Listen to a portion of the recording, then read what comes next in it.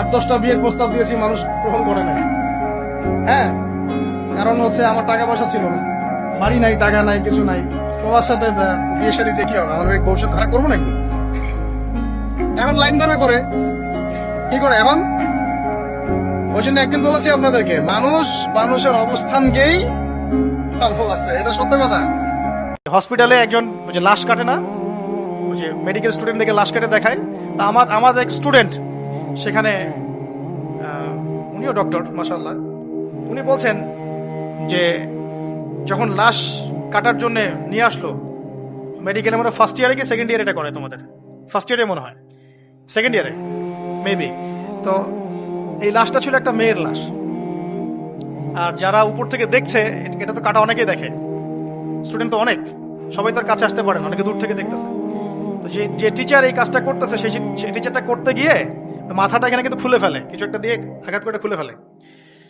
তখন উনি বলছেন যে এই যদি হয় শেষ পরিণতি, তাহলে তোমাদের এত লিপস্টিকের কি দরকার আছে? টিচার বলছেন এই কথা। আমার স্টুডেন্ট এখন বলছেন যে ওই দিন এই কথাটা আমার মাথায় এমনভাবে ক্যাচ করেছে যে তারপর থেকে সে তার জীবনটা পরিবর্তন করেছে, পর্দায় আসা শুরু করেছে। একটা মেয়ের যদি জীবনের শেষ অবস্থা এই হয়, তাহলে এই বেপর্দাবির কি দাম আছে? এই ফ্যাশন শো, এই বিউটি কন্টেস্ট, এই লিপস্টিক, এই স্নো পাউডার ইত্যাদি লাগাই যে বাইরে ঘুরতেছে, এগুলোর কি দরকার আছে?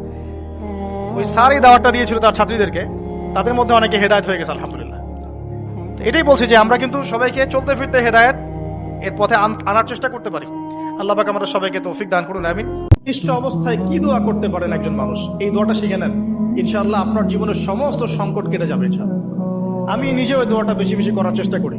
দোয়াটা হচ্ছে রব্বি ইন্নী লিমা আনজালতা ইলাইয়া মিন খায়রিন ফাকির। অর্থ হচ্ছে, হে আল্লাহ, তুমি তোমার পক্ষ থেকে আমার উপরে যে নেয়ামতগুলো দিবে, আমি এর জন্য ফকির হয়ে বসে আছি।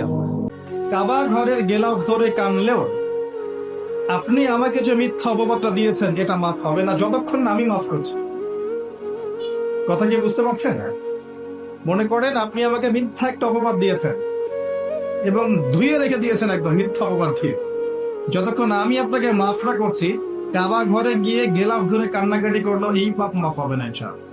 যে আল্লাহ পাক আপনাকে বাঁচিয়ে রাখতে পারেন, সে আল্লাহ পাক আল্লাহর পথে সময় দিলে আপনাকে অফুরন্ত রিজিকও তো দিতে পারেন না?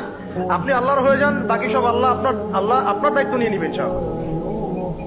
যত পাপী হয়ে যাক, আবার উঠে দাঁড়ান। রাত্রে পর্ন দেখেছেন, তওবা করেন, উঠে দাঁড়ান। আপনার গার্লফ্রেন্ডের সাথে জেনা করেছেন, তওবা করে ফিরে আসেন। মাদক সেবন করেছেন, ইনস্ট্যান্ট তওবা করে ফিরে আসেন। কারো ক্ষতি করেছেন, তওবা করে ফিরে আসেন। মানে আপনি নামাজটা ছাড়েন না। মানুষ আল্লাহর পথে চলতে গেলে সবসময় একই গতিতে চলতে পারে না।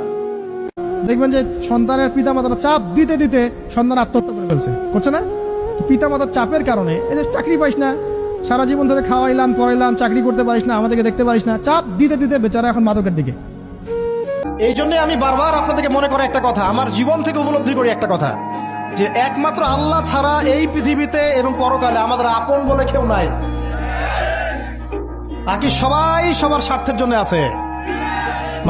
মানুষের অবস্থানকেই মূল্যায়ন করে, মানুষের অবস্থানকেই মূল্যায়ন করে। আল্লাহ রাব্বুল আলামিন আপনার ভিতরটাকে ভালোবাসেন।